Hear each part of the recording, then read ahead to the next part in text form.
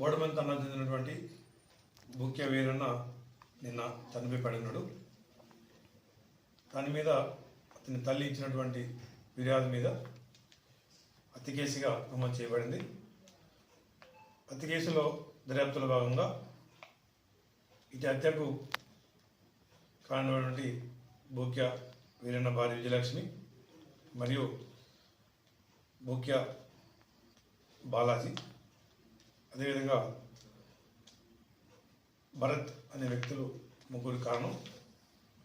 బుక్య బాలాజీకి మరియు మృతుడు బుక్య వీరన్న భార్య విజయలక్ష్మికి గత కొన్ని సంవత్సరాల అక్రమ సంబంధం ఉంది. అదేవిధంగా బుక్య వీరన్న అప్పులు బాలైనాడు. అతను ముత్తూరు ఫైనాన్స్ నుంచి కొంత ఫైనాన్స్ తీసుకోవడం జరిగింది, హౌస్ లోన్. అతను ఇన్సూరెన్స్ చేయడం జరిగింది. ఇన్సూరెన్స్ తీసుకున్న వ్యక్తి చనిపోయినట్లయితే అటు ఇన్సూరెన్స్ రుణమాఫీ అవుతుంది. బుక్య వీరన్ని చంపడం ద్వారా రుణమాఫీ పొందవచ్చు మరియు అక్రమ సంబంధానికి అడ్డుగట్ట వేసుకోవచ్చను, కొనసాగించవచ్చని ఉద్దేశం మీద వీరు మొన్న రాత్రి ఈ బుక్య బాలాజీ మరియు భరత్ వీరాన్ని తీసుకెళ్ళి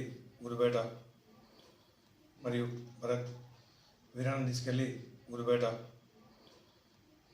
మద్యం సేవన చేయించారు. మద్యం సేవించిన తర్వాత బుక్య బాలాజీ రాడుతో కొట్టడం వల్ల వీరన్ని కింద పడిపోయాడు. బుక్య బాలాజీ 2.5 మెల్లోని టవల్ తీసుకొని వీరన్ని గొంతుని మీద చంపిండు. మరియు ముక్కుతోని టవల్ తీసుకొని ముక్కు మీద భరత్ ఊపిరాడకుండా చనిపోయాడు. చనిపోయిన తర్వాత ఈ విషయాన్ని బుక్య బాలాజీ వీరన్న భార్యకి విజయ్ కూడా తెలియపరిచింది. వారి యొక్క కన్ఫరెన్స్ నమోదు చేసుకుని ఈరోజు వారిని అరెస్ట్ చేసి కోర్టు ముందు ప్రొడ్యూస్ చేస్తున్నాం. ఈ యొక్క హత్య కేసులో అత్యంత వేగంగా దర్యాప్తు భాగంగా నిందితుల్ని అరెస్ట్ చేసినందుకు కేశవంతరం సత్యనారాయణ గారిని, ఎస్ఐ కేశవంతరం, అదేవిధంగా ఇనుగుట్టి ఎస్ఐ, నెలకొదురు ఎస్ఐ, వారి సిబ్బంది అందరినీ కూడా గౌరవ ఎస్పీ గారు CP Sabareesh, doctor Sabareesh, RPS గారు అందరినీ అభినందించి వారికి అందరూ కూడా రివార్డ్ చేయడం జరిగింది. Thank you.